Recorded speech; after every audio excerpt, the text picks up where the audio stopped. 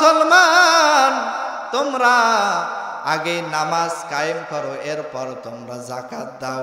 এরপর যারা নামাজ পড়ে আল্লাহ রাব্বুল আলামিন বলেছেন ওয়ারকাউ মা'আর রাকিউন, এরপর যারা নামাজ আদায় করে, যারা রুকুকারী, তাদের সঙ্গে তোমরাও নামাজের মধ্যে দাঁড়িয়ে যাও, তাদের সঙ্গে তোমরাও রুকুতে চলে যাও। বলেন সুবহানাল্লাহ।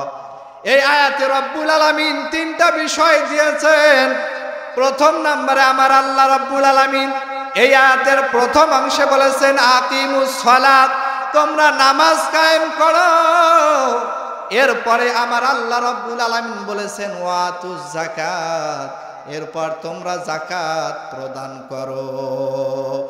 আজকে বাংলাদেশে এরকম লোক আছে না নাই, যারা শুধু নামাজ পড়ে কিন্তু যাকাত ফরজ জানার পর যাকাত দেয় না।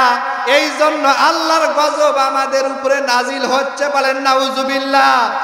আমরা আজকে আল্লাহর হুকুম মানি না দেখে আল্লাহ রব্বুল আলামিন আমাদের উপরে বেজার হয়ে আমাদের উপরে গজব দিছে। এই যে জমির মধ্যে ফসল নাই, আমরা কিন্তু কেউ যাকাত দেই না। এখন জমির মধ্যে যদি ফসল না হয়, আমরা আল্লাহকে দোষ দেই কি দেই না? আমরা আল্লাহকে দোষ দেই। আল্লাহ রব্বুল আলামিন বলে আমি কোনো দোষ ঘাড়ে নেই না, কারণ আমার বান্দা দুই হাতে যা কর্ম করে তাই সে ফল পায়। কথা বলেন ঠিক কি না? এই জন্য আল্লাহ রব্বুল আলামিন বলেছেন আগে তোমরা নামাজ কায়েম করো, এরপর তোমরা যাকাত দাও। এরপর আমার আল্লাহ রব্বুল আলামিন এই আয়াতের শেষ অংশে বলেছেন তোমরা যারা রুকু করে এদের সঙ্গে তোমরা রুকুর মধ্যে চলে যাও, এদের সঙ্গে তোমরা নামাজের মধ্যে চলে যাও। বলেন সুবহানাল্লাহ। তো আমি যে হাদিসখানা তেলাওয়াত করেছি, আল্লাহ রাসূল সাল্লাল্লাহু আলাইহি ওয়াসাল্লাম হাদিস শরীফের মধ্যে বলেছেন, এই হাদিসখানা কে বর্ণনা করেছেন? রাসূল করিম সাল্লাল্লাহু আলাইহি ওয়াসাল্লামের প্রাণ প্রিয় স্ত্রী আন উম্মে হাবিবাতা জাওজাইন নবী সাল্লাল্লাহু আলাইহি ওয়াসাল্লামা আন্নাহা ক্বালাত সামিতু রাসূলুল্লাহ সাল্লাল্লাহু আলাইহি ওয়াসাল্লাম, রাসূলুল্লাহ সাল্লাল্লাহু আলাইহি ওয়াসাল্লামের প্রাণ প্রিয় স্ত্রী উম্মে হাবিবা রাদিয়াল্লাহু তাআলা আনহা থেকে বর্ণিত, তিনি বলেছেন আমি আল্লাহর রাসূল সাল্লাল্লাহু আলাইহি ওয়াসাল্লামকে বলতে শুনেছি, তিনি বলেছেন মা মিন আবদি মুসলিমিন ইউসাল্লি লিল্লাহি আলাইহি ওয়াসাল্লাম আলাইহি লিকুল্লি ইয়াউমি সিত্তাতি আশরাতি রাকআতা তাতাগয়রান ফারিদাতা ইল্লা বানাল্লাহু লাহু বাইতান ফিল জান্নাহ আও ইল্লা বাইতু লাহু বাইতু ফিল জান্নাহ। বলেন সুবহানাল্লাহ। আল্লাহ রাসূল সাল্লাল্লাহু আলাইহি ওয়াসাল্লাম বলেছেন যদি কোনো মুসলমান বান্দা আল্লাহ রব্বুল আলামিনকে খুশি করার জন্য প্রতিদিন ফরজ নামাজ বাদে 12 রাকাত সুন্নত নামাজ আদায় করে, তাহলে আল্লাহ রব্বুল আলামিন ওই বান্দার জন্য জান্নাতের মধ্যে একখানা বালাখানার ব্যবস্থা করছে। বলেন সুবহানাল্লাহ। ইল্লা বানাল্লাহু লাহু বাইতান ফিল জান্নাহ। আল্লাহ রাসূল বলেন যে ব্যক্তি প্রতিদিন 12 রাকাত সুন্নাত নামাজ আদায় করলো, তার জন্য আমার আল্লাহ রব্বুল আলামিন জান্নাতের মধ্যে বালাখানা তৈরি করছেন। বলেন সুবহানাল্লাহ। অথবা বর্ণনাকারী এইভাবে বলেছেন আও ইল্লা বানাল্লাহু লাহু বাইতু ফিল জান্নাহ, অথবা জান্নাতে তার জন্য একটি ঘর নির্মাণ করা হয়েছে। কি নির্মাণ করা হয়েছে? ঘর নির্মাণ করা হয়েছে। সুবহানাল্লাহ। বাড়িতে গিয়ে বললেন, জোরে জোরে বলেন সুবহানাল্লাহ। এর পরের হাদিসে আবার বলছেন, ক্বালা উম্মু হাবিবাতা ফামা বারিতু আও সাল্লা বাদু। পরবর্তী সময় উম্মে হাবিবা রাদিয়াল্লাহু তাআলা আনহা বলেন, রাসূল করিম সাল্লাল্লাহু আলাইহি ওয়াসাল্লাম যখন এই কথা বর্ণনা করেছেন, যদি কোনো ব্যক্তি ফরজ নামাজ বাদে প্রতিদিন 12 রাকাত সুন্নত নামাজ আদায় করে, তাহলে আমার আল্লাহ রাব্বুল আলামিন জান্নাতের মধ্যে তার জন্য একটি ঘর নির্মাণ করা হয়। বলেন সুবহানাল্লাহ। এই কথা শোনার পর আমি আর কোনোদিন এই নামাজ পড়তে দেরি করি নাই। এই নামাজ আমি সঙ্গে সঙ্গে পড়তাম। তিনি বললেন, আমি এই নামাজ পড়তে আর দেরি করতাম না। আমি যখনই ফরজ নামাজ পড়তে যেতাম, এই সুন্নত নামাজগুলো আমি আদায় করতাম। বলেন সুবহানাল্লাহ। শুধু তিনি বলেন নাই, ওয়া ক্বালা আমরু মা বাড়িতে সল্লি বাদা। হযরত আমার ইবনে আসল বলেন, আমিও পরবর্তী সময় এই কথা শোনার পরও আমিও সঙ্গে সঙ্গে এই সুন্নত নামাজগুলো পড়ে যাইতাম। বলেন সুবহানাল্লাহ। এখন আপনারা বলবেন, হুজুর আমরা তো সাধারণ মানুষ, আমরা তো কিছুই বুঝি না। আপনার মতো কিছু খেজুর হুজুর এসে বক্তব্য দেয়, সুন্নত নামাজ না পড়লেও সমস্যা নাই। হুজুর আপনি যে বলতেছেন এর দলিল কি?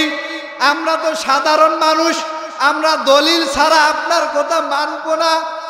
আপনি বলতেছেন এর দলিল কি? আপনি চলে আসুন, সরাসরি মুসলিম শরীফ খুলুন। মুসলিম শরীফের 1581 নাম্বার হাদিসটা খুলে নেন।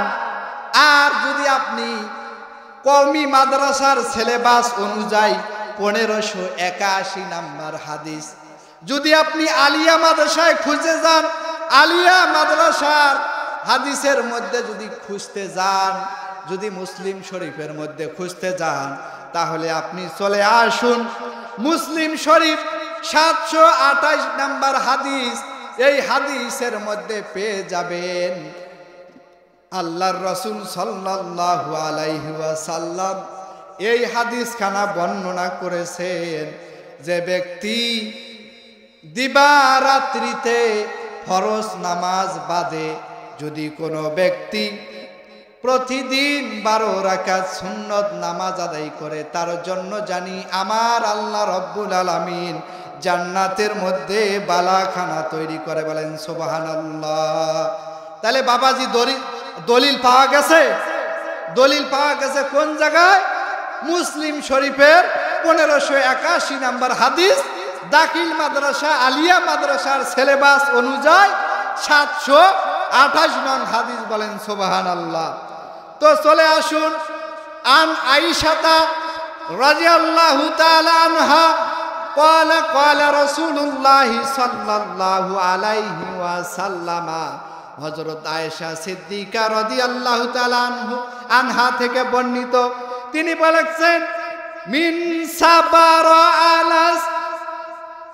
আলা সুনাতাই আশুরাতা রাকাতা ফি ইয়াউমি লাইলাতা দাখালাল জান্নাহ। মা আয়েশা রাদিয়াল্লাহু তাআলা আনহা বলেন, যদি কোনো ব্যক্তি দিবারাত্রিতে 12 রাকাত সুন্নতে মুআক্কাদা আদায় করলো আল্লাহ রব্বুল আলামিনকে খুশি করার জন্য, দাখালাল জান্নাহ, সে যেন জান্নাতের মধ্যে প্রবেশ করলো। বলেন সুবহানাল্লাহ, আরো আসতে বলেন সুবহানাল্লাহ। এবার চলে আসুন হুজুর, আপনি যে এতক্ষণ থেকে ফটর করতেছেন যে 12 রাকাত সুন্নত পড়লে জান্নাতে বালাখানা তৈরি করা হবে, জান্নাতে প্রবেশ করবে, আপনি তো বলতেছেন। আচ্ছা বলেন তো ওই 12 রাকাত সুন্নত গুলো কি? আমাকে প্রশ্ন করেন 12 রাকাত সুন্নত গুলো কি?